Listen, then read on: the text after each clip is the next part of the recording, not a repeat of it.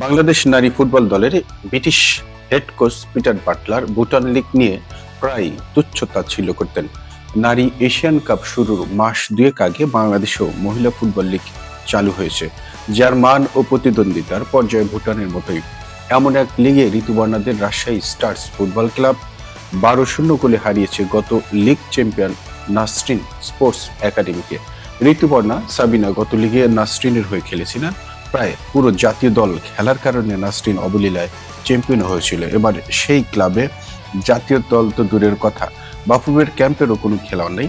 ফলে গত ম্যাচে 8 গোল হজমের পর আজ 12 গোল নাসরিনের জালে প্রবেশ করেছে। এমন মানহীন লিগে খেলে ঋতুপর্ণারা এশিয়া কাপে বিশ্বকাপের স্বপ্ন কিভাবে পূরণ করবেন, সেই প্রশ্ন প্রতিদিনই বড় হয়ে আসছে।